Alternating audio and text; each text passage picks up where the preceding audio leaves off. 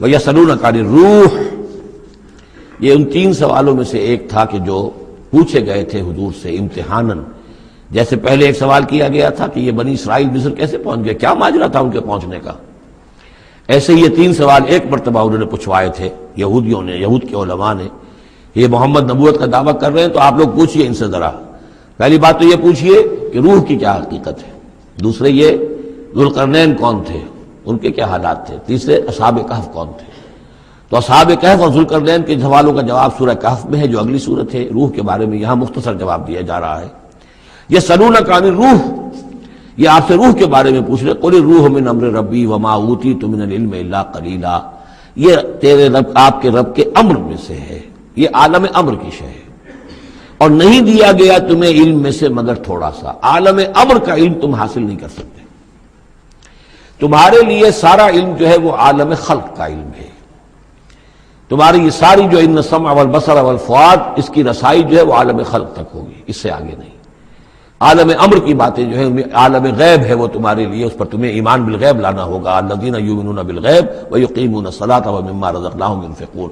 ہاں یہ جان لو کہ یہ اس عالم خلق کی شے نہیں ہے، یہ روح جو ہے کچھ اور شے کہیں اور سے آئی ہے، یہ عالم امر کی شے ہے.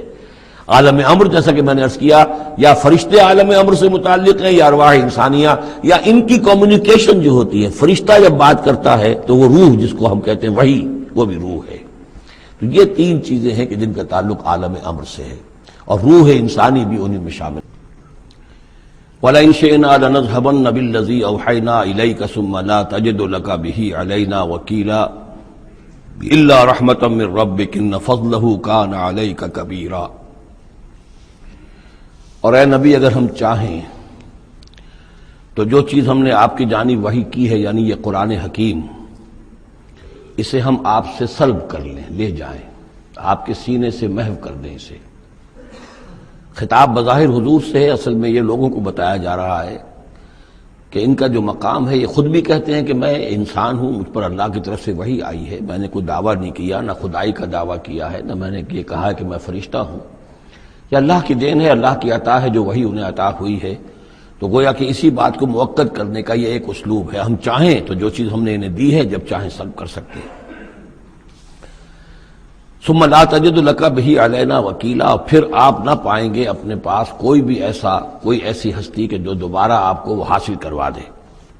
الا رحمۃ من ربک، اگر نہ ہوتی رحمت آپ کے رب کی طرف سے، یعنی آپ کی طرف سے رحمت، رب کی طرف سے رحمت آپ پر ہے، اس کے ہونے کا کوئی امکان نہیں ہے.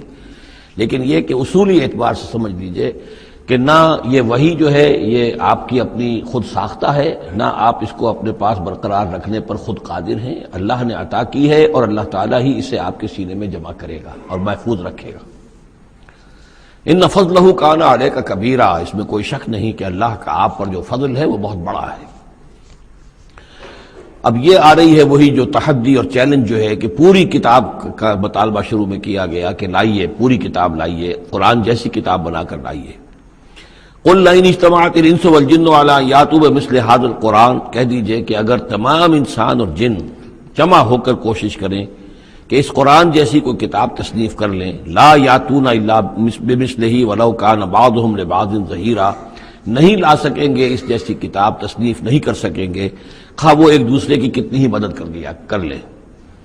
وَلَقَدْ صَرَّفْنَا لِلنَّاسِ فِي هَذَا الْقُرْآنِ مِنْ كُلِّ مَثَلٍ، اور ہم نے تو قرآن میں، اس قرآن میں لوگوں کے لیے، ان کی ہدایت کے لیے، ان کی سبق آموزی کے لیے ہر مثال بیان کر دی ہے. فَأَبَى أَكْثَرُ النَّاسِ إِلَّا كُفُورًا، لیکن اکثر لوگ جو ہیں وہ انکاری ہی ہیں اور وہ اڑے ہوئے ہیں کفران نعمت پر. وَقَالُوا لَن نُؤْمِنَ لَكَ، اب یہ آ گئی تفصیل، وہ جو معجزے مانگتے تھے وہ کہتے ہیں ہم ہرگز نہیں مانیں گے آپ کو، آپ کی تصدیق نہیں کریں گے، حتیٰ تفجر لنا من الارض ینبوعا، یہاں تک کہ آپ اسی سرزمین مکہ میں ہمارے دیکھتے دیکھتے ایک چشمہ نکال دیں. او تکون لک جنت من نخیل، یا آپ کے لیے یہاں ایک باغ بن جائے، پیدا ہو جائے جو کھجوروں کا باغ ہو، وعنب، اور اس میں انگوروں کی بھی بیلیں ہوں، فتفجر الانہار خلالها تفجیرا، اور اس باغ کے اندر جو ہے آپ نہریں بھی جاری کر کے دکھا دیں.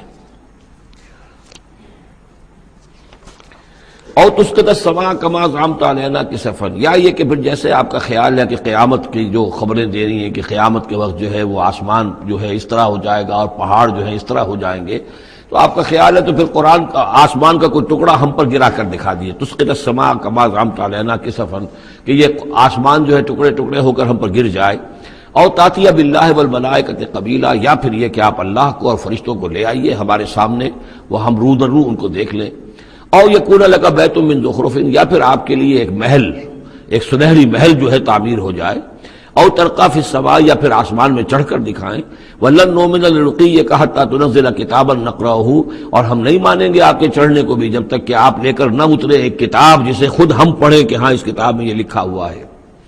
ان تمام مطالبات کے جواب میں کیا فرمایا؟ قل، کہہ دیجئے سبحان ربی، میرا رب پاک ہے، هل كنت الا بشرا رسولا، میں اس کے سوا اور کیا ہوں کہ ایک بشر ہوں، رسول، میں انسان ہوں، صرف یہ کہ مجھ پر وحی آئی ہے اور وہ وحی میں تمہیں پہنچانے پر مامور ہوں۔